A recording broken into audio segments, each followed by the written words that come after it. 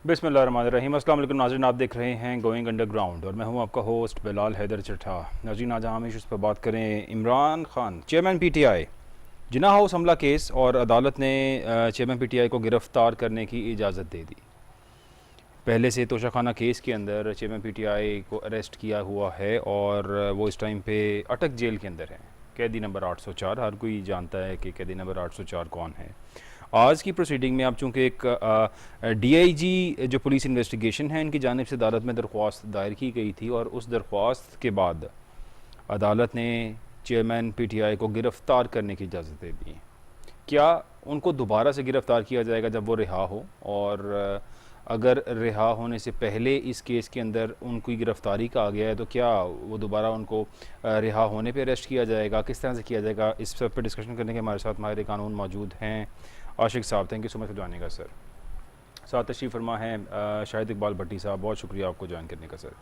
अपनी बात का आगाज़ करूँगा और चूँकि आज बहुत से केसेस की बात हो रही है और चेयरमैन पीटीआई ने बरतानवी वकील को अपना केस आलमी इदारों में उठाने की भी हिदायत कर दी है, यानी इंटरनेशनल जितने भी डिपार्टमेंट्स हैं, इंस्टीट्यूट्स हैं, उनके अंदर कहा जा रहा है कि वहाँ से कुछ अब हेल्प आउट किया जाए। अपने इंटरनेशनल लॉयर को उन्होंने जो है वो इंडिकेट कर दिया है कि मेरा केस इंटरनेशनल कोर्ट्स के अंदर जो है वो उठाया जाए। फिर उसके बाद जिस तरह से हमने देखा कि चीफ़ जस्टिस साहब उमर अता बंदयाल साहब हैं, उन पर बहुत सी बातें शुरू से ही नून लीग और मुखालिफ जमातें जो थीं, जो इत्तेहाद था पीडीएम इत्तेहाद, वो बड़ा कंट्रोवर्शियल उन्हें बनाते आए हैं हमेशा से, और अब खुलकर बोलना शुरू कर दिया उन्होंने कि जिस तरह से चीफ़ जस्टिस साहब सपोर्ट कर रहे हैं एक बंदे को, यानी अगर चीफ़ जस्टिस साहब इनको सपोर्ट करें, पीडीएम इत्तेहाद के लोगों की सपोर्ट करें, या कोई भी तमाम इदारे इनको सपोर्ट करें तो इट्स ऑल गुड, लेकिन इनको सपोर्ट ना किया जाए और किसी और को सपोर्ट किया जाए तो वो बंदा ही कंट्रोवर्शियल है, वो बाइस्ड है, और इस तरह की बातें हमेशा से हम सुनते आ रहे हैं। बाकायदा जलसों में खड़े होकर तस्वीरें दिखा दिखा कर इतनी तौहीन अदालतें की गई, लेकिन अदालत खामोश रही, उसी का खमियाजा भुगत रही है और शायद आगे भी इसी बात का खमियाजा भुगतना पड़ेगा। आशिक साहब, अपनी बात का आगाज़ करूँगा और जिस तरह से पहले सवाल पे मैं आता हूँ कि जिन्ना हाउस हमला केस के अंदर चेयरमैन पीटीआई की जो है वो इजाज़त दे दी गई है उन्हें गिरफ़्तार करने की, तो क्या जैसे ये रिहा होंगे या इनकी ज़मानत होगी तोशाखाना केस में, उस टाइम इनको अरेस्ट किया जाएगा, होगा क्या सर? जी बिस्मिल्लाहिर्रहमानिर्रहीम। चट्टा साहब, बहुत शुक्रिया, आपने मुझे टाइम दिया। ये चूँकि आप लफ्ज़ यूज़ कर रहे हैं कि इजाज़त दे दी गई अरेस्ट करने की, एक्चुअली ये वारंट ऑफ अरेस्ट है जो कोर्ट ने जारी कर दिया है कि वो उनको जब चाहें जेल से अरेस्ट कर सकते हैं। उसका इंतज़ार करने की ज़रूरत नहीं है कि उनकी सज़ा सुप्रीम कोर्ट से या हाई कोर्ट से सस्पेंड हो तोशाखाना केस में।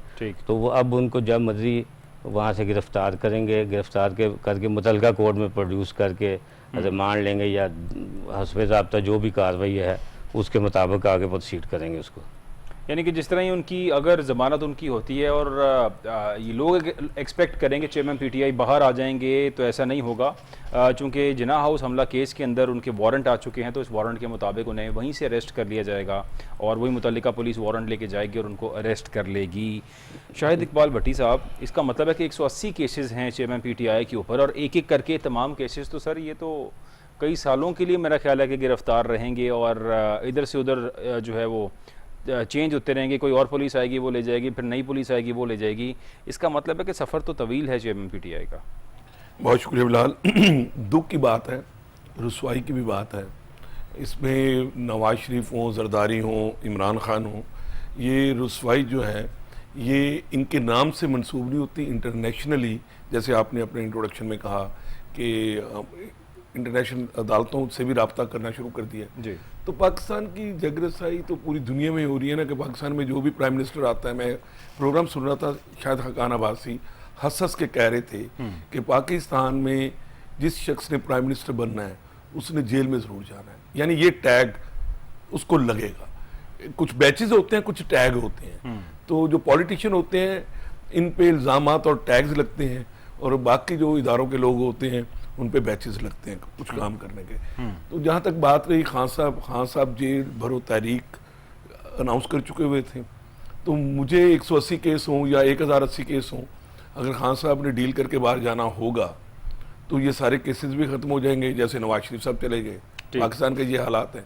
और अगर उन्होंने बाहर नहीं जाना तो 180 केस हों या आधा केस हो, आधा केस भी होता है ना, झूठा सच केस, जो नकली कभी बकरी कटा चोरी पे, कभी बकरी चोरी पे, कभी अंडे चोरी पे, ठीक। ये केस भी डाल दिया जाएगा, वो अंदर रहेंगे। द क्वेश्चन इज कि क्या पाकिस्तान में इंसाफ मिलता है? उनकी पार्टी का नाम पाकिस्तान तहरीक इंसाफ था, तो मैं हालांकि उनको अदालतों से काफ़ी रिलीफ, जो अब तक मीडिया पे 70% चैनल्स, 70% एंकर्स जो कि पहले तारीफ किया करते थे इमरान खान साहब जी। की, अब वो यही कहते हैं जी खान साहब को बड़ा रिलीफ मिल रहा है। रिलीफ मिल रहा है? हाँ जी, टिल्ट चेंज हो गया ना जब से ये पीडीएम गवर्नमेंट खत्म हुई है। चेयरमैन पीटीआई को किस तरह से रिलीफ की बात आप कर रहे बकौल हैं? उनके, जी। ये मैं और आप नहीं कह रहे, ठीक है, ये ना हमारी ये ख्वाहिश है ना ये हमारी विश है, ऑब्जर्वेशन है कि उनको रिलीफ दे रही है, और स्पेशली सुप्रीम कोर्ट में। लेकिन मैं खान साहब के जो लॉयर्स है ना, मैं उनसे मैं खुश भी नहीं हूँ और मुझे उनका पोटेंशियल नज़र नहीं आता। मैंने कल परसों दो दिन प्रोग्रामों में यही बात की, ख्वाजा हारिस साहब हों या सलमान अकरम राजा साहब हों, 5 साल पहले ये दोनों ही वकील थे, और पनामा में मियां नवाज शरीफ साहब, मियां नवाज शरीफ का उन्होंने क्या हाल करवाया। ये वकील, मुझे तो नईम बुखारी साहब बहुत याद आते हैं, पता नहीं वो कहाँ खो गए। उन्होंने नवाज शरीफ साहब को डिसमिस करवाया और उसके बाद उन्होंने वकालत, मुझे लगता है, मेरी पर्सनल फीलिंग्स है, उन्होंने छोड़ दी। उनसे एक सवाल पूछा गया था, क्या वकील केस हारता है? तो उन्होंने कहा नहीं, क्लाइंट हारता है, वकील केस नहीं हारता। ठीक कह रहे हैं। तो इमरान खान के जो वकील है ना, जो उनकी कोर कमेटी है, ये और भी डेंजरस काम हो गया है। कोर कमेटी में 80% वकील हैं उनकी कोर कमेटी में, पॉलिटिकल लोग नहीं हैं।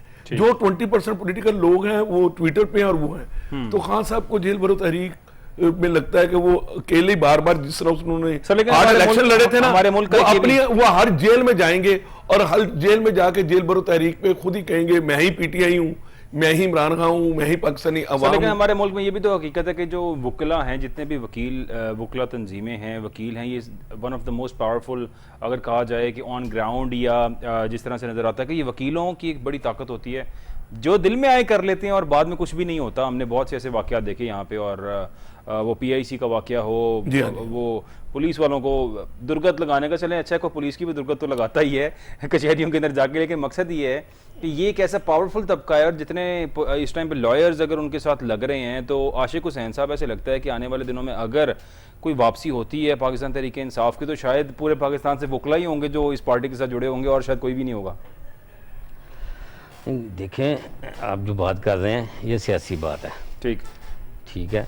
तो ये जो उनके साथ पार्टी के साथ जुड़ने का तल्लक है जी, वो तो कारकुन उनके साथ हैं या नहीं हैं, ये तो वक्त बताएगा। इस वक्त उन पे बुरा वक्त आया हुआ है, इस वक्त वो खुद परेशान हैं, बिहाइंड दी बार हैं। अभी ना वो कोई बयान जारी कर सकते हैं, ना किसी को वो अप्रोच कर सकते हैं। ठीक है। तो अभी उनकी अपील भी पेंडिंग है, कल के लिए लगी हुई है, और सुप्रीम कोर्ट ने, क्या लगता है आपको सर, कल एक one your last comment on that, आपको क्या लगता है कल किसी तरह जमानत हो सकती है और फिर अगले केस के अंदर जाने की तैयारी हो सकती है उनकी? या देखिए जी, ये हर मुलजम का ये राइट है कि उसकी सस्पेंशन जो है उसका सेंटेंस की जाए, ठीक, जो उसको सज़ा मिली है उसको मुअत्तल किया जाए, और हर मुलजम का राइट है। 3 साल की सज़ा है, वो कौन सी कोई हीनियस है या बड़ी कोई पनिशमेंट है या कोई उनको कोई मजीद सिंपल सी इम्प्रिजनमेंट है, जमानत हो जानी चाहिए as per legal right. Ali Imran साहब हमारे मुआशियात हैं, उन्होंने हमें ज्वाइन, बहुत शुक्रिया अली साहब हमें ज्वाइन करने का। अली भाई, आपको आवाज़ आ रही है मेरी? Sir thank you. अली भाई, जिस तरह से हालात देख रहे हैं मुल्क के, डॉलर जो है वो इससे पहले इसहाक डार साहब थे, अवाम को लारा दिया करते थे, मैं आऊँगा तो ऐसे करूँगा डॉलर के साथ, उसको 200 से कंट्रोल करूँगा। अब तो ना डार साहब रहे, ना कोई लारा लगाने वाला बंदा रहा, और ना जो निगरान हुकूमत है उससे शायद उम्मीदें भी वाबस्ता नहीं है इस टाइम पे लोगों की कि शायद ये कुछ बेहतरी लेके आ सकेंगे। लेकिन दिन ब दिन जो बिगाड़ आता जा रहा है, जिस तरह से डॉलर की प्राइसेस अब 300 प्लस जा रहा है, 300 के लगभग है, और कहा जा रहा है कि खुदा ना ख्वास्ता ये 350 को टच करे, ऐसी कोई सिचुएशन आपको नज़र तो नहीं आ रही है सर? के ऊपर तजर्बात मुशाहिदात के बाद आगे एक जो आप फ्यूचर है वो प्रोडिक्ट करते हैं। ठीक। अब उस चीज़ों में अगर देखें तो पीछे आपने देखा बैंक ऑफ अमेरिका और उसके बाद ट्रेडिंग इकोनॉमिक्स जो है, ये दोनों अदारों ने, बैंक ऑफ अमेरिका का सबको पता, और ट्रेडिंग इकोनॉमिक्स जो है एक बहुत बड़ा अदारा है जो इकोनॉमिक डेटा पूरी दुनिया का सेव रखता है। तो इन दोनों ने अंदिया दिया कि मार्च में 315 और जून है वो 345 रुपए तक का डॉलर जा सकता है। मगर अभी हमने देखा कि इस वक्त मार्केट में जो सिचुएशन है उसमें तीन आपको मालूम है कि रेट्स हैं। एक रेट जो है वन रेट ट्रांजिट का है, दूसरा रेट जो है वो आपने देखा कि वो इंटर बैंक का है, तीसरा रेट ओपन मार्केट का है। ठीक। और अभी आईएमएफ की जो कंडीशन है वो बड़ी एक ऐसी कंडीशन है जिसको ये कहा जा सकता है कि हमने ओपन मार्केट को कैश करना है, यानी ओपन मार्केट के अंदर अगर डॉलर आज 306 या 7 रुपए का ट्रेड हो रहा है तो उसका 1.5% जो है वो करीब डिस्काउंट पे इंटर बैंक में होना चाहिए। यानी आज आपने देखा कि रेट जो है वो 300 रुपए तक के भी हुए पूरे दिन में, और क्लोज जो है वो 299.7 के पास जो है वो डॉलर इंटर बैंक में हुआ है। अब बात ये है कि ये जो प्रीमियम है 1.5% आईएमएफ ने तय किया हुआ है, ये तो अपनी जगह पे है, ओपन मार्केट का रेट अपनी जगह पे है, मगर ऐसा हो क्यों रहा है कि पाकिस्तान का डॉलर जो है वो बिल्कुल इस वक्त फ्री फ्लोट में है और ये कम क्यों हो रही है?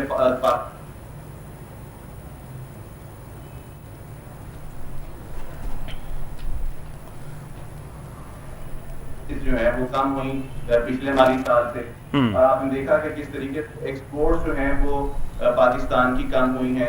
इसी तरीके से आपने देखा कि जो जुलाई का महीना भी गया ये कोई अच्छा नहीं गया, और 15% जो LSM large scale manufacturing units जो हैं उनकी सेल के अंदर भी, उनकी प्रोडक्शन के अंदर भी कमी आई। सर वो ज़ाहिरी बात है, मेरा ख्याल अगर हम इस इधर अभी सोसाइटी में देखें तो जितनी हाइक आ चुकी है इलेक्ट्रिसिटी बिल्स की और यूनिट की प्राइस अगर देखी जाए तो आज भी मज़ीद 7 रुपये का इजाफा कहा जा रहा है कि किया गया उसके अंदर। फिर इंडस्ट्री किस तरह चलेगी जहाँ पे बिल आम इंसान का bill 3 times more than 3 times rise कर चुका है? किस तरह से हो सकता है कि अब इंडस्ट्रीज़ का भी इसी तरह जब राइज किया है तो क्या फिर लोगों की इंडस्ट्रीज़ बंद होंगी? प्रोडक्शंस कैसे करेंगे? किस तरह से वो उन रेट्स को मीट अप करेंगे जो ऑलरेडी कई लोगों के 2-2 साल 3-3 साल के कॉन्ट्रैक्ट्स चल रहे होते हैं एक्सपोर्ट के, तो वो किस तरह से मीट अप करेंगे पुराने चार्जेस के ऊपर?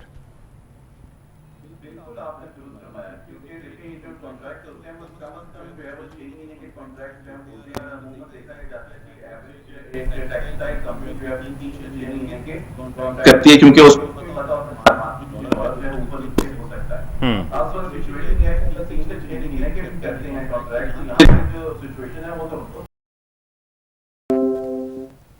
तो जाहिर है कि उसके साथ साथ डिस्काउंट रेट को इंक्रीज किया जाता है। डिस्काउंट रेट को इंक्रीज इसलिए किया जाता है ताकि इन्फ्लेशन को जो है वो कम किया जा सके, और डिस्काउंट रेट इंक्रीज होना जो है वो इमिनेंट नजर आ रहा है इस वक्त। और नजर ये आ रहा है कि जिस तरीके से आईएमएफ की दूसरी कंडीशन अगर आपकी इन्फ्लेशन काबू में नहीं आती तो आप इंटरेस्ट रेट्स इंक्रीज करने हैं, तो ये भी एक बहुत बड़ा बॉम्ब जो है वो अगली आने वाली 1 या 2 मॉनेटरी पॉलिसीज के अंदर पड़ सकता है। जिस तरीके से निगरान हुकूमत जो है वो इस वक्त मंजर आम पे उस तरीके से नहीं आई, अभी जब वो आएगी तो हो सकता है कि उसके पास कोई अदर ऑप्शन हो, जिसमें आपने देखा कि स्पेशल एसेट जो एक स्पेशल सेल कायम किया गया है मुल्की एसेट्स को जो है वो प्राइवेटाइजेशन वगैरह के हवाले से, और इसके अलावा माइनिंग के हवाले से भी एक सेटअप किया गया है और एग्री के हवाले से भी सेटअप किया गया है। अगर तो वो चल जाते हैं तो पाकिस्तान की सिचुएशन शायद डिफरेंट हो, मगर अगर मौजूदा सूरत हाल में देखा जाए तो महंगाई जो है वो मजीद होती रहेगी, क्योंकि जाहिर है कि पाकिस्तान में बहुत सारी महंगाई इंपोर्टेड महंगाई है, और जब महंगाई इंपोर्टेड होती है तो डॉलर इंक्रीज करने के साथ उसमें भी खातिर ख्वाह इजाफा होना शुरू हो जाता है। आपने ये भी देखा कि जो पेट्रोलियम मसनूआत की जो खपत है वो अवाम के अंदर कितनी कम हो गई है, और इतनी कम होने के बावजूद जो है वो अब इस वक्त आप देख रहे हैं कि पेट्रोलियम मसनूआत की कीमतों में इजाफा भी हो रहा है, और जितना इजाफा होगा उतना कम इस्तेमाल करेंगे तो जाहिर है कि इंपोर्ट भी उतनी कम होगी। अब इंपोर्ट कम होगी तो उसका डायरेक्टली जो है आपके डॉलर तो सेव होंगे, मगर जो इंपोर्ट ड्यूटी है वो भी कम रिसीव होगी। और अभी हमने जो टैक्स टारगेट्स रखे हुए हैं 9 खरब रुपए से भी शायद जायद के, तो वो कैसे मीट होंगे? और ये अगर प्रोडक्शन ही नहीं होगी तो वो मीट करने के लिए आपने देखा कि किस तरीके से सैलिड ग्लास के ऊपर एक सुपर टैक्स का बॉम्ब गिरा दिया गया। जो पहले ही पीसीबी है वो डॉलर्स में तो नहीं कमाती, वो तो पीकेआर में कमाती है, और जो पीकेआर में कमा रही है और जब डॉलर्स की जो कॉस्ट पुश इन्फ्लेशन है वो पाकिस्तान के अवाम भुगत रहे हैं, तो आपने देखा किस तरीके से खुदकुशियां हो रही हैं, किस तरीके से बच्चों को मारा जा रहा है, किस तरीके से जो है वो सर। लेकिन इसमें इमरान साहब एक बड़ा लम्हा फिक्रिया है हमारे लिए कि अगर हम किसी डिफॉल्ट नेशन की बात करें, श्रीलंका एक डिफॉल्ट नेशन है, वहां पे महंगाई की शरह 25.7% है, और हमारे मुल्क में 39% से भी तजावुज़ कर चुकी है। तो क्या रीज़न है यहाँ पे? हमारे जितने भी सियासतदान थे वो तो हमें यही बताते रहे कि हम डिफ़ॉल्ट होने से बच गए हैं और डिफ़ॉल्ट नहीं हुए हैं, लेकिन डिफ़ॉल्ट नेशंस की महंगाई 25.7% और हमारी 39% से भी तजावुज़ कर गई है। सर ये क्या रीज़न है? इसके पीछे बड़ी एक आपने बड़ा अच्छा सवाल है। देखिए सबसे अहम रीजन यह है कि श्रीलंका ने डिफॉल्ट किया और जाहिर है उसकी अवाम किसी ना किसी हद तक उसके साथ साथ चलते रहे। हमारे यहाँ पे पाकिस्तान ने डिफॉल्ट से तो अपने आप को बचा लिया, लेकिन अवाम डिफॉल्ट कर गए, जो कि आम जुबान में इस वक्त आपने सोशल मीडिया पे हर किसी की जुबान से सुन रहे हैं। और इसका अगर डिटेल में जाएं तो आप देखें कि जब मार्च 2022 या अप्रैल 2022 में तेल के जहाज को ना पे करके जिस तरीके से श्रीलंका डिफॉल्ट डिक्लेयर किया था, उसके बाद से उसकी करेंसी है वो तकरीबन 56% गिरी थी मार्च एक साल के दौरान में। अब हमारी करेंसी जो है अगर आप देखें तो तकरीबन 60% अब तक तो वैसे ही गिर चुकी है बगैर डिफॉल्ट डिक्लेयर किए हुए। अब इसके अंदर दूसरी चीज जो देखा जाए वो ये देखना आपको पड़ेगा कि श्रीलंका ने डिफॉल्ट डिक्लेयर करने के बाद अपने हमसाया ममालिक की जो उसके साथ लोन्स को रिस्ट्रक्चर करने के बाद IMF के साथ अपने पैक्ट को रिवाइव करने के बाद एक पूरा लाहे अमल इख्तियार किया जिसमें तमाम पॉलिटिकल जो सिनर्जी थी वो कायम थी, और वो अब इस नहज पे हैं कि वो इस वक्त रिवर्ट कर रहे हैं तमाम सिचुएशन को। उनका रुपया भी स्ट्रॉन्ग, उनका जो करेंसी है वो भी स्ट्रॉन्ग हो रही है, उनका जो है वो इन्फ्लेशन के फिगर्स भी नीचे आते जा रहे हैं जो कि स्काई रॉकेटेड थे। अभी सिचुएशन अगर पाकिस्तान की किसी से मिलाई जा रही है तो वो मिस्र की सिचुएशन से जो है वो काफी मिलाई जा रही है। मिस्र के हालात भी जो है कुछ ना जो इकोनॉमिक हालात हैं वो तकरीबन पाकिस्तानी जो कोइंसाइड करते हैं। अगर देखा जाए तो पाकिस्तान को इस वक्त सबसे अहम जरूरत जो है वो तमाम थिंक टैंक्स को, पॉलिटिकल पार्टीज को मिल बैठ के एक फैसला करना है कि अवाम को किस तरह लेके चलना है। इस वक्त अवाम में खाली अवाम नहीं है बल्कि अवाम में प्रोडक्शन कंपनीज हैं, बैंक्स हैं, अदारे हैं और बहुत सारा ऐसा ब्रेन है जो इस वक्त धड़ाधड़ मुल्क से बाहर जा रहा है। आपने देखा कहा जा रहा है कि लोग बाहर जा रहे हैं तो अच्छी बात है, वहां से रेमिटेंस आएगी, ऐसी बात नहीं है। अगर आपने ये भी देखा कि आप पिछले एक साल के दौरान में अगर 3 से 4 अरब रेमिटेंस डाउन हुई है तो वही बंदे हैं बाहर। रेमिटेंस डाउन क्यों हो रही है? उसकी वजह दो है, नहीं उसकी दो वजह दो है। उसकी वजह यह है कि एक तो पाकिस्तान के ऊपर जो ट्रस्ट डेफिसिट फैक्टर भी है, इसके अलावा आप ये भी देख सकते हैं कि पाकिस्तान के जो ओपन मार्केट की सिचुएशन है वो भी जरा आपने देखा कि इसाक डार साहब ने ओपन मार्केट और इंटरबैंक के दरमियान में काफी फर्क रखा जिसकी वजह से ये डाइवर्जन आई। इसके अलावा दूसरा बड़ा फैक्टर जो है वो इंटरनेशनल फैक्टर है। इंटरनेशनली जो फेड कर रहा है, फेड जो यूएसए में अपने रेट्स को पहले उसने कहा कि वो स्टेबल रखेगा, लेकिन अब वो देख रहा है कि उसको रिवाइव करने की जरूरत है, यानी अपवर्ड ट्रेंड देख रहा है अपने रेट्स के अंदर। अगर वो रेट्स रिवाइव करता है तो जो डॉलर इन्वेस्टमेंट है वापस जो है वो यूएसए की तरफ या डॉलर बेस के अंदर जाएगी। तो ज़ाहिर है जब डॉलर बेस के अंदर जाएगी तो इंटरनेशनली डॉलर की जो रेट है वो किसी भी करेंसी मुल्क की करेंसी के मुकाबले में स्ट्रांग हो जाएगा। ये इम्पैक्ट पाकिस्तान के ऊपर ज्यादा पड़ेगा। लेकिन इसके अंदर एक सबसे अच्छी जबरदस्त चीज जो सामने आ सकती है वो ब्रिक्स की अपनी करेंसी के अंदर एक दूसरे के साथ ट्रेड है। अगर वो चीज कामयाब हो जाती है जिससे डॉलर की जो सुपरफिशियल हेजेमनी है उसको कम किया जा सकता है, जो कि कोई बड़ा आसान काम नहीं है, लेकिन अगर ये वो किसी तरीके से कामयाब हो जाते हैं तो फिर शायद आप देखेंगे कि जो दुनिया के अंदर डॉलर के जो लेके जो एक डॉलर का भूत जिन जो है वो हर इकोनॉमी पर मुसलत हुआ होता है, उसके अंदर शायद कोई इसमें को नरमी आ जाए। शायद इकबाल भट्टी साहब हालात तो यही सामने है और पूरा पाकिस्तान इस टाइम पे यही सोच रख रहा है कि हम बाहर चले जाएं, और बाहर जाने वाले समटाइम्स कुछ लोगों का एक ये भी एक स्कूल ऑफ थॉट है कि शायद जो लोग बाहर जा रहे हैं मुल्क के लिए बेहतर है, अच्छा है कि ओवरसीज़ जाएंगे, जाके ओवरसीज़ ही हैं जो पाकिस्तान को बचाते हैं, मुल्क को बचाते हैं। लेकिन सारा स्किल्ड अगर बाहर चला जाएगा तो क्या इस मुल्क के अंदर ये एक प्लस पॉइंट है या एक नेगेटिव पॉइंट है? बिलाल, प्लस हो या नेगेटिव हो, सेटिस्फेक्शन होनी चाहिए। आप पाकिस्तान में किसी भी शख्स को, एक तरफ हम पहले अपने आप को मुसलमान कहते हैं, फिर कहते हैं हम पाकिस्तानी हैं। जो मुसलमान हैं उनके लिए तो दुनिया जहाँ पे भी जाएंगे वो इस्लाम को फैलाएंगे। अब मैं पॉजिटिव मैनर्स में बात कर रहा हूँ, नेगेटिव चीज़ों पे मैं नहीं जा रहा। तो बाहर जाने में हर्ज नहीं है, क्योंकि पाकिस्तान की 25 करोड़ की आवाम में से अगर हर घराना, अगर उसने पाकिस्तान में अब सर्वाइव करना है तो हर घराने के फर्द को बाहर रहना बहुत ज़रूरी है ताकि वहाँ से रेमिटेंस भेजे, पाकिस्तान के डॉलर जनरेट करे। यही मिशन है पाकिस्तानी गवर्नमेंट का। आज तक जितनी भी गवर्नमेंट आई हैं उन्होंने ओवरसीज पाकिस्तानियों पे स्ट्रेस डाली और उनको रिक्वेस्ट की, उनके लिए बहुत सारी इम्यूनिटीज़ आई, उनके लिए बहुत सारे रिलीफ आए, उनके लिए बहुत सारी एमनेस्टी स्कीम्स लॉन्च की गई। उसमें बाहर जाने में हर्ज नहीं है, किस तरीके से जाने में हर्ज है। और जो आप कह रहे हैं कि स्किल्ड लोग बाहर चले जाएंगे, पाकिस्तान में पहले तो ये बताया ना कितने इदारे हैं जो हमारे 65% यूथ को स्किल बनाने में कामयाब हो रहे हैं। बेरोजगारी बाहर देखें, हर चौथा बंदा जो आज से 1-1.5 साल पहले काम पे भी था वो भी बेरोजगार है।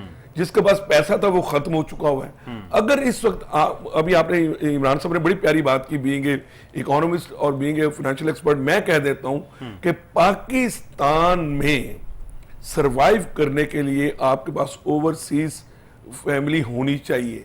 अदरवाइज इस महंगाई के, आपने खुद कहा श्रीलंका 25 पे और पाकिस्तान 40+ में, कभी ऐसा हुआ है कि डिफॉल्टेड पॉपुलेशन जो है वो कम महंगाई में सरवाइव कर रहे हो। आप ये हालत देख लें कि अफगानिस्तान के मैचेस पाकिस्तान में नहीं हो सके, अफगानिस्तान में नहीं हो सके, उन्होंने श्रीलंका में जाके करवा लिए। सर मैं आपको अफगानिस्तान की अगर इन्फ्लेशन बताऊं तो आप हैरान हो जाएंगे, इन्फ्लेशन सुन के सिर्फ 1.7%। आप खुद अंदाजा कर लें कि जो डॉक्यूमेंटेड इकोनॉमी नहीं है जिनकी, वहां पे पेट्रोल सर उनके 37 रुपए लीटर है सर अफगानिस्तान के अंदर, आप ये देखें, और वहां पे इन्फ्लेशन 1.7% है। और हमें, मुझे और आपको बचपन से पढ़ाया जा रहा है, आजकल भी ये खबरें आ रही हैं। सिर्फ मुझे कल एक प्रोग्राम में देखना था खास टेलीविजन पे, तो वो कह रहे थे डिस्कोर्स को जो है ना प्रोविंशियल इकोनॉमी में भेज दिया गया। भाई प्रोविंशियल में हो फेडरल में हो, मसला है कि पाकिस्तान में जो लोग काम कर रहे हैं, इस सिस्टम में जो काम कर रहे हैं, क्या वो पाकिस्तान को ग्रो करने में कामयाब हो जाएंगे? क्या पाकिस्तान इतना बड़ा टैक्स जो अली इमरान साहब ने मेंशन किया, क्या ये कौम इतना बड़ा टैक्स दे सकती है? क्या इसके वो लोग जो आप में और मेरे जैसे लोग जो टैक्स पेयर हैं, जो मिडिल क्लास हैं, मिडिल क्लास तो वैसे खत्म होती जा रही है, वो गरीब हो जाएगी, ऊपर वो जा नहीं सकती, बाहर जाके अमीर हो सकती है, पाकिस्तान रह के वो गुर्बत में जा सकती है। तो ये हालात तो हैं। ये मैं दिल की बातें आपसे कर रहा हूं कि आप और मैं, हम सब लोग घूम फिर रहे हैं, हर बंदा पाकिस्तान में परेशान है। ये जो नई गवर्नमेंट आई है, पीडीएम से जान अगर छूटी है, पहले हम खान साहब की गवर्नमेंट से जान छुड़वा रहे थे, वो राज था, फिर पीडीएम का राज आया, अब काकड़ राज में हम आ गए हैं। तो देखें इंडिया चांद पे उतर रहा है, जहां पे अमेरिका नहीं जा सका, नॉर्थ साइड ऑफ मून पे उतर रहा है, दुनिया का चौथा मुल्क बन रहा है। चाइना, हाँ जी, चाइना, अमेरिका और रशिया, 3 उतर चुके थे साउथ साइड पे। जो नॉर्थ साइड पे इंडिया उतर गया है, आपने कहा लैंड कर चुका हुआ है। हम डोली तक पहुंचने की कोशिश में कल 12 घंटे लग गए हमें, तो चांद तक वो पहुंच रहे हैं। आप अंदाजा करें कि चांद तक पहुंचने के लिए कितने ट्रिलियन डॉलर्स चाहिए होंगे लोगों को। जितना हमने आईएमएफ से कर्जा लिया उससे ज्यादा बजट है चांद तक जाने। सेकंड करता हूं और आपको थोड़ा सा इन्फॉर्म करता हूं कि भारत का जो मिशन चंद्रयान 3 था, कामयाबी से चांद के तारीख हिस्से पर उतर चुका है, और जिसके साथ ही चांद के तारीख हिस्से पर लैंड करने वाला दुनिया का पहला मुल्क बन गया। और हम उसको दुश्मन कहते हैं, हम उसको उससे कंपैरिजन करते हैं, हम उसकी बातें करते हैं, वो हम पे हंसते हैं, चाहे यूट्यूब चैनल हो, चाहे वीलॉगर्स हो।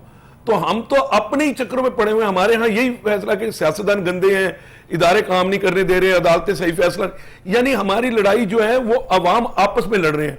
बड़ी जबरदस्त बात जो ज़द-ए-आम है कि हमने डिफॉल्ट से हुक्मरानों को बचाया है, रियासत को नहीं बचाया, रियासत नहीं बची, बिलाल हुक्मरान डिफॉल्ट से बचे, अवाम डिफॉल्ट कर गई है। केसेस से बचा लिया है, हुक्मरान हमारे सारे डिफॉल्ट से भी बच गए हैं, अरबों रुपया लूट भी लिया गया।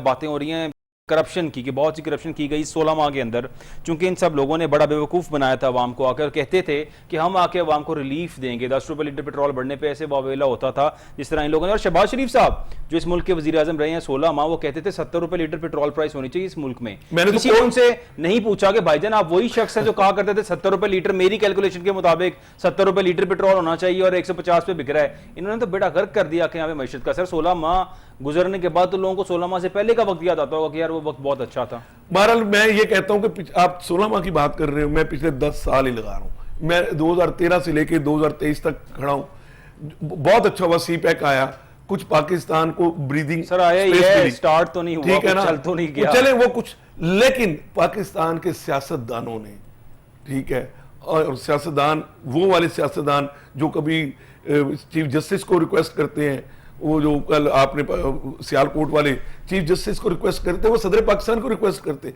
और हमारे सदर पाकिस्तान है जो अपने सिग्नेचर करना भूल जाते हैं।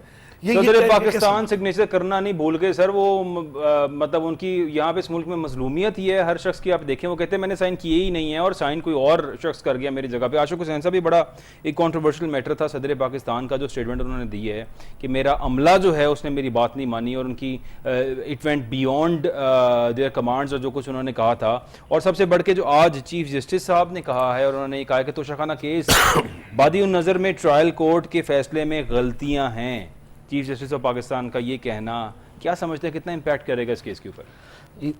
देखें कि उन्होंने जो कुछ भी कहा है उन्होंने हकायक के बिल्कुल मुताबिक कहा है। ठीक कि ऑर्डर हुआ था सुप्रीम कोर्ट को, इस्लामाबाद हाई कोर्ट ने ट्रायल कोर्ट को कहा था कि 7 दिन में इस केस का फैसला करें। ठीक है। मुलजम को दफा का हक दें, सफाई का उसको पूरा मौका दें। सर क्या दिफा का हक दिया गया उस केस के अंदर? नहीं दिया गया, उन्होंने एक ही दिन में उसको सजा दे दी। और सर 30 जो ये बार बार एक बात की जाती है, और मैं अपने हर आने वाले माहिर कानून से ये सवाल करता हूँ कि 30 मिनट के अंदर 30 सफ़ात पर मुश्तमिल फैसला दिया जा सकता है?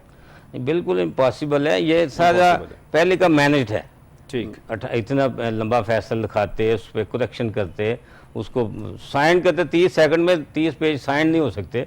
तो उन्होंने जो कुछ किया है वो सारा आवाम के सामने है, और उसी पे सुप्रीम कोर्ट ने बर्मी का आज़ार किया है। और उसने चूंकि प्रॉपर फोरम जो है वो डायरेक्ट हाई कोर्ट है ट्रायल कोर्ट के बाद, उन्होंने इसलिए प्रॉपर फोरम को कहा कि आप ही इसको मेरिट पे डिसाइड करें, वरना फिर सुप्रीम कोर्ट खुद देख लेगी।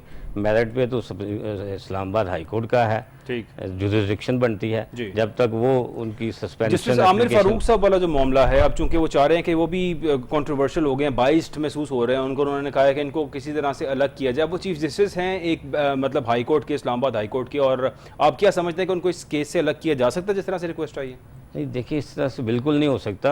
अगर वो वॉलंटरली अलग होना चाहें तो वो एक नोटिंग के जरिए एक नोट लिख के एक आर्डर जारी करके अलग हो सकते हैं, नया बेंच तश्कील दिया जा सकता है। ठीक है, तो उनको ज़बरदस्ती या किसी की ये हालात ऐसे बन गए कि अब ये महसूस हो रहा है कि शायद सुप्रीम कोर्ट को इंटरवीन करना पड़ेगा इस मामले के अंदर। आज की स्टेटमेंट से तो यही महसूस हो रहा है। सुप्रीम कोर्ट ने तो उनको कहा है कि खुद ही ये मेरिट पे फैसला कर ले, वरना हम फिर करेंगे, वरना फिर हम करेंगे अगर खुद ही मेरिट पे फैसला वो सुप्रीम कोर्ट ने जो पिटीशन आज थी उसको परसों के लिए पेंडिंग रखा, डिस्पोज ऑफ नहीं किया। ठीक है, परसों के लिए रखा। इंटरनेशनल कोर्ट्स में जो जाने की बात हो रही है, और आज चेयरमैन पीटीआई ने जो रिक्वेस्ट की है अपने इंटरनेशनल लॉयर्स को, ये कितना इम्पैक्ट करेगा इस केस के ऊपर? क्या इंटरनेशनल प्रेशर्स हमारे कोर्ट्स पे, पाकिस्तान पे ऐसे आ सकते हैं कि इनको अपनी ये सब चीज़ें दुरुस्त करनी पड़े? देखिए, ये जो इंटरनेशनल कोर्ट ऑफ जस्टिस है इसका इम्पैक्ट तो बहुत ज़्यादा होगा इस पर, लेकिन जो हमारे कोर्ट का जो प्रोसीजर है उस पर उसका कोई असरअंदाज नहीं होगा। अच्छा, कोर्ट प्रोसीजर पे कोई किसी किस्म का असरअंदाज? कोर्ट प्रोसीजर वैसे ही चलता रहेगा, इसलिए कि ये जब भी होना है लेजिस्लेशन के जरिए तब्दीलियाँ आनी है। इंटरनेशनल कोर्ट ऑफ जस्टिस ने ये नहीं कहना कि अब बेल को इस तरह डिसाइड कर ले, इसको इस तरह कर ले। प्रोसीजर वही रहना है जब तक हमारे मुल्क में तब्दीली नहीं आती। उन्होंने सिर्फ अपनी फाइंडिंग्स देनी है कि ये मुल्ज़म का मौक़िफ़ है, ये दुरुस्त है या नहीं है। उन्होंने उस पर डायरेक्शन नहीं देनी कि इसकी ज़मानत ले लें, इसको रिहा कर दिया जाए।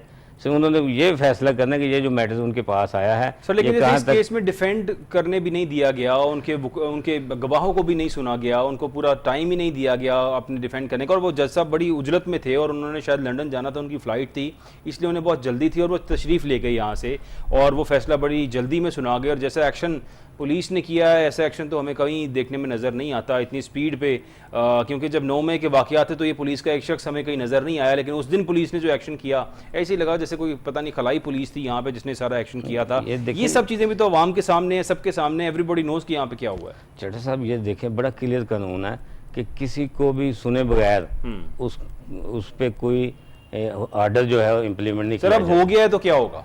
तो अब उसने उसके बगैर भी- ऑर्डर इम्प्लीमेंट कर दिया, 30 सफात का कर दिया। वो भी दे दिया, अरेस्ट भी कर लिया उनको, वहां पे जो रखना था वहां भी रख लिया। जो वो कहा करते थे कि लंदन प्लान है और उसका हिस्सा है कि मेरे साथ इन्होंने ये करना ही करना है। यानी हमारे एक सहाफ़ी भाई अरशद शरीफ साहब जो है वो अल्लाह उन्हें गरीक रहमत करे, जब वो जिंदा थे, हयात थे, वो ये बात तब कहा करते थे कि तोशाखाना केस के अंदर ये कुछ होगा, इनके साथ ये कुछ करना है। और इतने अरसे के बाद वो सब चीज़ें सामने आ गई हैं कि दुनिया पहले ही वो बात कर रही थी, फिर भी कोई नहीं घबराया, किसी ने कुछ नहीं किया और बड़ा ब्रूटली एक्शन किया इसके ऊपर। ये जो उन्होंने कानून के मुताबिक वो फैसला नहीं किया, ट्रायल कोर्ट ने हक दिफा का हक नहीं दिया, सफाई का मौका नहीं दिया, रीजनेबल टाइम नहीं दिया, इन्हीं ग्राउंड्स की वजह से मुलजम को ऊपर से बेल का राइट मिलेगा। इन्हीं ग्राउंड्स पर उनकी सज़ा जो है मुअत्तल होगी। ठीक है, इसी वजह से जब ट्रायल कोर्ट के खिलाफ अपीलेट कोर्ट में जाते हैं तो उसमें खामियां ढूंढते सुप्रीम हैं। कोर्ट को ऐसा हुक्म सादर फरमा सकती है, जिस तरह से हमने देखा पेशावर कोर्ट जो उसके चीफ जस्टिस साहब ने जो हुक्मनामा दिया था कि अगर किसी एक मुलजिम की जमानत किसी केस में हो जाती है तो बाकी किसी केस में उसको अरेस्ट ना किया जाए। अगर ऐसी कोई बात सुप्रीम कोर्ट की जानिब से आती है तो फिर आप समझते हैं कि इंप्लीमेंट हो सकता है इसके ऊपर? बिल्कुल हो सकता है। कॉन्स्टिट्यूशन में बड़ा क्लियर क्योंकि है ये बात सुनने कि- में अब नॉर्मल लगती है कि एक शख्स पे एक साल के अंदर 180 पर्चे हो गए हों। तो मतलब आशिक साहब, मतलब ये 180 पर्चे किसी शख्स पे एक साल के अंदर हो जाना, इट साउंड्स वेरी एबनॉर्मल। क्या ख्याल है आपका? ये बड़ा डिफिकल्ट है 180 के केसेस को एक टाइम पे फेस करना। ठीक। वो कहाँ कहाँ पे जाएंगे। तो अगर चीफ जस्टिस साहब इस तरह का कोई जनरल ऑर्डर करते हैं तो वो इम्प्लीमेंट होगा और तमाम अदारे इंक्लूडिंग वफाक और सूबे और तमाम अदारे जो हैं उसके पाबंद हैं सुप्रीम कोर्ट के ऑर्डर पे अमल यानी कि दरामद इसीलिए अब करने के। महसूस ऐसे हो रहा है that it is going towards the supreme court and chief justice Umar Ata Bandial साहब हैं, उन पे बड़ा प्रेशर है। इसीलिए आज पाकिस्तान से एक मफरूर और इश्तिहारी शख्स नवाज शरीफ साहब जो हैं उनकी भी स्टेटमेंट आ गई है और ये मफरूर नवाज शरीफ की स्टेटमेंट मजबूरी है सबको बताना। और वो भी ये कह रहे हैं कि चीफ जस्टिस साहब जो है वो सरगर्म है अलकादिर ट्रस्ट और तोशाखाना तक की करप्शन में मुलविस एक शख्स को बचाने के लिए।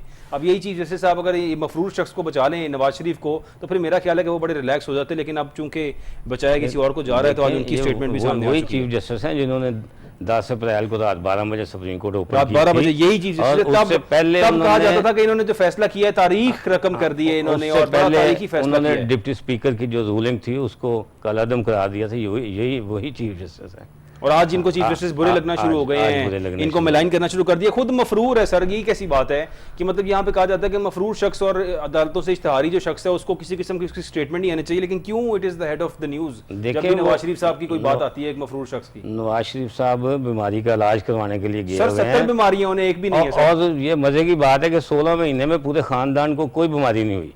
कभी सर किसी ये ने नवाज डॉक्टर के शरीफ पास साहब चेक शहबाज नहीं शरीफ साहब का कराया। रिकॉर्ड सर जो है काउंट हुआ है कि उनको कोई कमर की तकलीफ नहीं हुई है जब तक वो बरसर इख्तिदार रहे हैं प्राइम मिनिस्टर के मनसब पे। उन्हें किसी किस्म की कोई बीमारी नहीं हुई, हालांकि वो कैंसर पेशेंट थे, सुनने में आता था वो ब्लड प्रेशर के पेशेंट थे, उनकी कमर तो बेचारी बिल्कुल ही खत्म थी और पता नहीं क्या क्या था। अपने मुंह से कहा करते थे कि जब मैं अरेस्टेड था, मैं पुलिस की कस्टडी में था तो मेरे पे ये एक्शन किए जाते थे, मेरी कमर तोड़ने के लिए मुझे गाड़ियों में बिठाया जाता था। और अब 16 माह के अंदर तो उन्होंने रिकॉर्ड कायम कर दिया है, वो बैडमिंटन खेलते नजर आए हैं, वो क्या क्या करते नजर आए हैं यहाँ पे। एक पेशेंट तो मेरा ख्याल है ये सब कुछ नहीं कर सकता था। आशिक साहब जी ऐसे ही है, ये रिकॉर्ड उन्होंने कायम किया है। और देखें कि शहबाज शरीफ साहब ने गारंटी दी थी कि ये इलाज करवाने के लिए जाएंगे फिर आ जाएंगे। सर और अब उसके यहाँ बाद पे नहीं आए। ये एक बड़ा पॉइंट है, मैं चाहूंगा आप अगर इसका जवाब दें कि शहबाज शरीफ साहब ने गारंटी दी कि मेरा भाई वापस आएगा। पार्लियामेंट में ख्वाजा आसिफ साहब कस्में उठाते थे और कहते थे पूरा पार्लियामेंट कसम उठा के कह रहा है कि नवाज शरीफ वापस आएगा, वो नहीं आए तो क्या इनके खिलाफ कोई एक्शन नहीं होना चाहिए?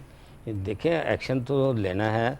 एक्शन में वो अदालत ख्वाजा आसिफ ने। साहब को वजीर दिफा बना दिया और शहबाज शरीफ साहब को वजीर आज़म देखें बना ना, दिया। जिन्होंने एक्शन लेना है वो उनके वजीर हैं, वो अपनी सजाएं माफ़ करवा रहे हैं, अपनी जो पिछली खामियां कोताही हैं वो उसके नई नई कानून साजी के जरिए वो सारी माफियाँ ले रहे हैं।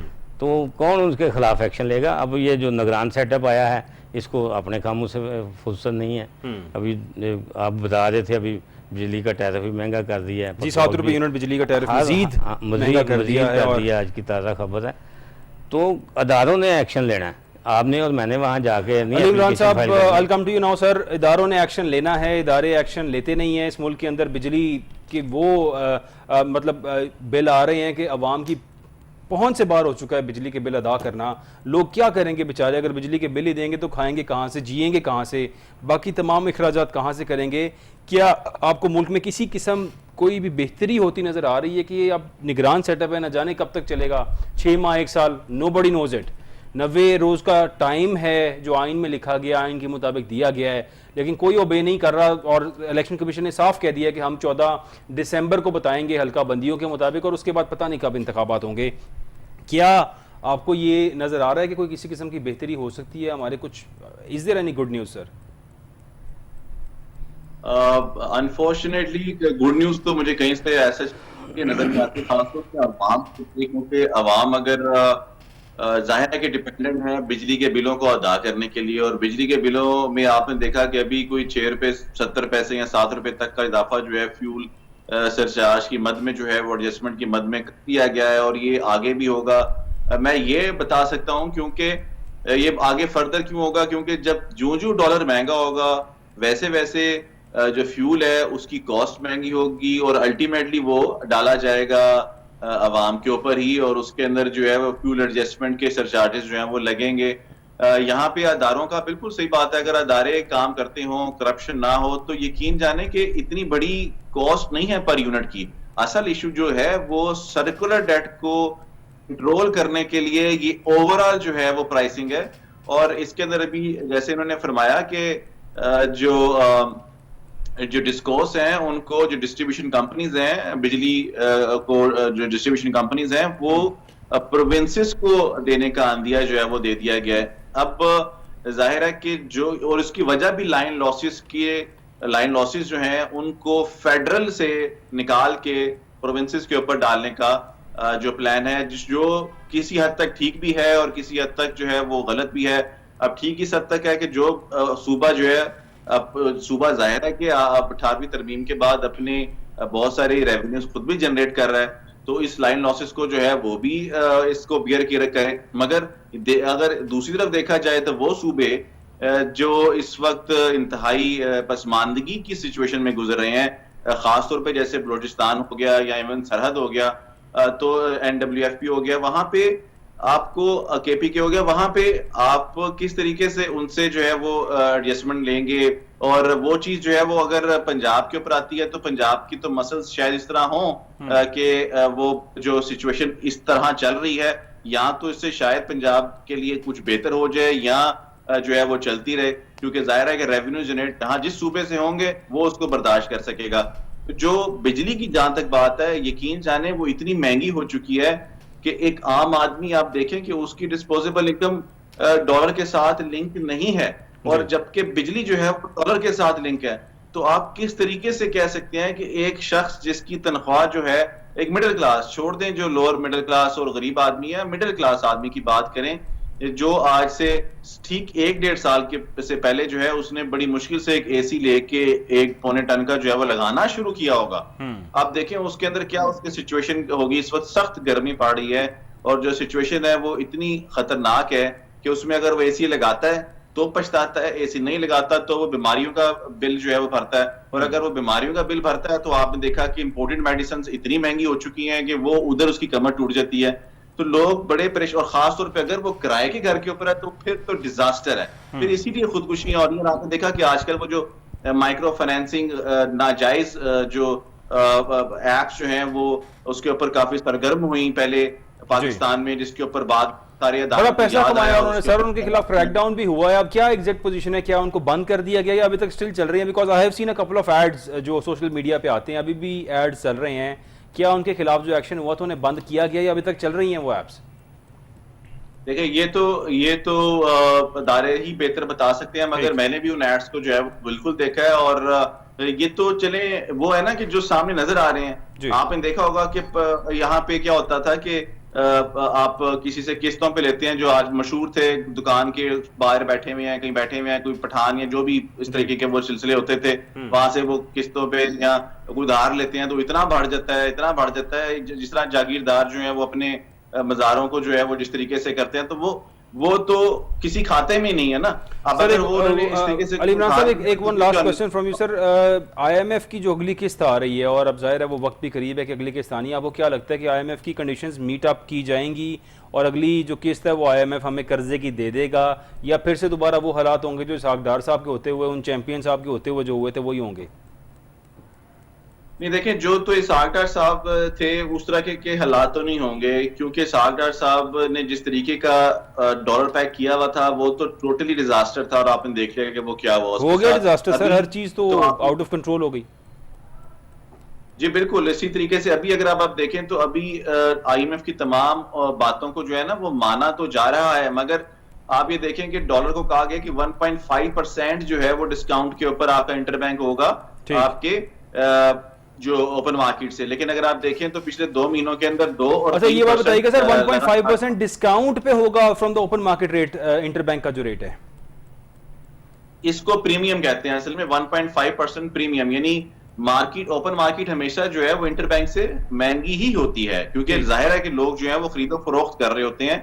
तो ये एक टिपिकल समझ लें कि इकोनॉमिक्स का असूल है, इसमें कोई जो है वो मजायका नहीं है, और बहुत बड़ा डिस्काउंट फैक्टर यहाँ प्रीमियम नहीं होना चाहिए जैसे पहले था। पहले आप देखते थे ना कि ओपन मार्केट में डॉलर 300 कुछ रुपए का था, लेकिन बड़ी यहाँ पे संभाल के रखा हुआ था कोई 260 से 70 के दरमियान में, तो इतना बड़ा गैप हो चुका था कि उसका प्रीमियम ओपन मार्केट में इतना ज्यादा था या इतना डिस्काउंटेड मिल रहा था डॉलर बैंकों के अंदर कि डॉलर ही गायब हो गया। तो उस सिचुएशन के अंदर है वो अब नहीं। अब हम दोबारा मेरे ख्याल उसी सिचुएशन पे जा रहे हैं कि डॉलर मार्केट में फिर से मिलना मुश्किल हो जाएगा। 312-13 का रेट ओपन मार्केट का है और उस पर भी शायद मिल नहीं रहा इस टाइम पे मार्केट में। मेरे ख्याल में उस तरीके के हालात नहीं होंगे, क्योंकि डॉलर की जो प्रीमियम है वो इतना ह्यूज फर्क नहीं है, उसके अंदर 1 से 3% के दरमियान में जो है फर्क वो नेग्लिजिबल है, कोई बहुत बड़ा फर्क नहीं है। और इसमें जो सबसे अहम चीज जो है ना वो हमने ये किया हुआ है कि आईएमएफ ने जिस तरीके से कहा कि अपनी इंपोर्ट रिस्ट्रिक्शंस को खत्म करें। इस वक्त डॉलर की जो सिचुएशन खराब हुई है उसकी सबसे बड़ी वजह यह भी है कि इंपोर्ट रिस्ट्रिक्शंस खत्म हो चुकी हैं, और बिल्कुल उसको थोड़ा से मॉनिटर तो किया जा रहा है, कंट्रोल तो किया जा रहा है, मगर इंपोर्ट रिस्ट्रिक्शंस को खत्म करते हुए या उसको रिलैक्स करते हुए जिस तरीके से डॉलर का आउटफ्लो हो रहा है। और अभी याद रखें कि अभी जो मल्टीनेशनल कंपनीज के डिविडेंड्स हैं, अगर वो भी बाहर जाना शुरू हो जाती हैं तो ये तो मल्टीप्लायर इफेक्ट है, इसके बाद तो डॉलर मजीद बेकाबू हो सकता है। तो ये सिचुएशन को बड़ी देखभाल करके हमारे इस वक्त केयर टेकर हुकूमत को, जिसमें हमारी फाइनेंस मिनिस्ट्री जो है उसको बहुत ध्यान से चलना पड़ेगा।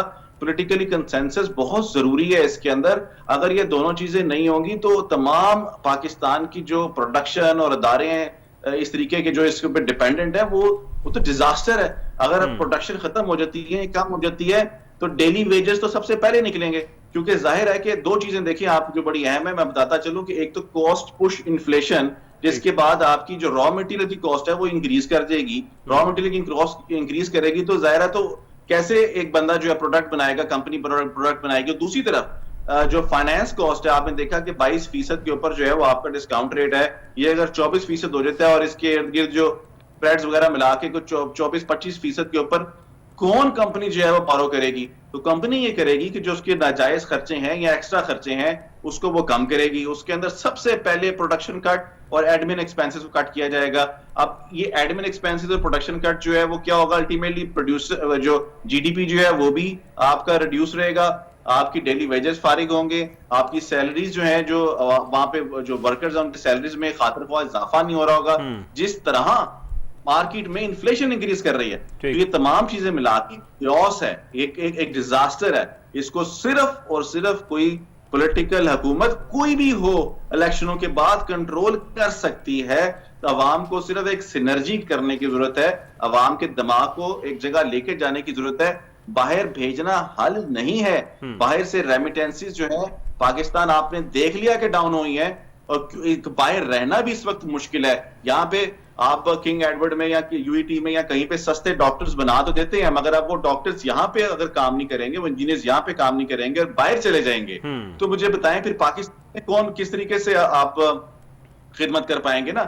इस तरीके से तो आप जो है वो बाहर भेजना, अगर यहीं से पढ़ा के भेजना तो बेहतर है कि यूनिवर्सिटीज को जो है वो इस तरीके से मॉडिफाई करें कि वो बाहर ही भेजने के लिए बनाई जाए। शायद एक बार बड़ी साहब sir last minute, what is your view on that? जी जी जी जी अली इमरान नहीं, इमरान ने बहुत अच्छा एक्सप्लेन कर दिया, लेकिन मैं फिर कहूँगा कि बीइंग ए पाकिस्तानी और मुसलमान होने के नाते ये हमारा फ़र्ज़ बनता है कि हम पॉजिटिव रहें। लेकिन जहाँ तक बात रही कि क्या डॉलर को कंट्रोल करने में कामयाब हो जाएंगे, आपने क्वेश्चन किया, हमें जवाब नहीं मिला इमरान से कि क्या ये दूसरी किस्त आसानी से केयर टेकर को मिल जाएगी। नहीं, उसका जवाब उन्होंने दे दिया था। नहीं, केयर टेकर आए ही किस्त लेने के लिए। अगर केयर टेकर ना आते तो किस्त ना मिलती और उसके एग्रीमेंट में शामिल था। अगर एक फड्डा है कि इलेक्शन पे भी सिग्नेचर है कि वो इलेक्शन होने चाहिए। अदरवाइज मैं आपको आज ब्रेकिंग न्यूज़ फिर दे रहा हूं कि इनका इरादा नहीं था पीडीएम वाल हो जाने का। ये जाने पे मजबूर हुए कि आईएमएफ में ये जो घंटी इस केयर टेकर के गले में बांधी जा रही है, ₹7 का इंक्रीज कर देना इलेक्ट्रिसिटी को, पेट्रोल, आगे पेट्रोल, आज मैं आपके ब्रेकिंग न्यूज़ ये दे रहा हूं कि पेट्रोल की वैल्यूएशन जो अभी होनी है, अभी जब हम यकम को दोबारा करेंगे तो ₹28 के करीब बातचीत चल रही थी। और जो बात आपने कही कि वो एप्स 2 नंबर बनी हुई, आज मैं एक बैंक में बैठा हुआ था, 1 मिनट लूंगा। एक साहब अपना रनिंग फाइनेंस यानी अपना गोल्ड प्लेज करवा के, और रनिंग फाइनेंस जो है ना वो 30% इंटरेस्ट पे ले रहे थे। तो उनसे पूछा गया, मैं भी बैठा हुआ था, कि आप ये क्यों कर रहे हैं अपने गोल्ड के अगेंस्ट, इतनी बड़ी अमाउंट भी ले रहे हैं और 30% आप कहां से देंगे? तो उसने कहा मेरे पास बिजनेस करने के लिए, घर चलाने के लिए, बच्चों की फीसें देने के पैसे नहीं रह गए, तो मैं क्या करूं? क्या मैं लूट मार करूं? अच्छे खासे थे, गाड़ी अच्छी थी, 2 साल पहले मिले थे, कुछ और हालात थे। तो मैं हालात बता रहा हूं कि पाकिस्तान में, क्योंकि पाकिस्तान में हर चीज महंगी हो चुकी है, प्रोडक्शन कॉस्ट बढ़ चुकी है, स्मॉल इंडस्ट्री बंद पड़ी है, इस गवर्नमेंट का फर्ज बनता है कि काकड़ साहब आके पाकिस्तान को सीधी लाइन पे लगाएं। अगर इन्होंने सीधी लाइन पे ना लगाया तो मैं कहता हूं जो हम एक्चुअल टेक्निकली डिफॉल्टेड कंट्री हैं, अवाम डिफॉल्टेड अवाम है पाकिस्तान की, कौम तो हम बन नहीं सके। डिफॉल्टेड अवाम ये पाकिस्तान को चला रही है, ये कब तक चलाएगी? ये फैसला अवाम ने करना है। फैसला अवाम ने करना है। अल्लाह करे कि यहाँ पे मुल्क के लिए कोई किसी किस्म की बेहतरी हो जाए। केयर टेकर सेटअप से कहा जाता है कि ज़्यादा उम्मीदें लगानी नहीं चाहिए, लेकिन हमारी मजबूरी है, न जाने कितनी देर बैठेंगे केयर टेकर वाले। अल्लाह करे कोई ये बेहतरी ले आए इस मुल्क के लिए। बहुत शुक्रिया आशिक हुसैन साहब आपका, thank you so much. Shahid Iqbal Bhatti साहब, thank you so much. Syed Ali Imran साहब आपका हमारे साथ शो मेरे नाज़रीन आप सबका देखने का बहुत शुक्रिया। अपना ख्याल रखिएगा। अल्लाह हाफ़िज़।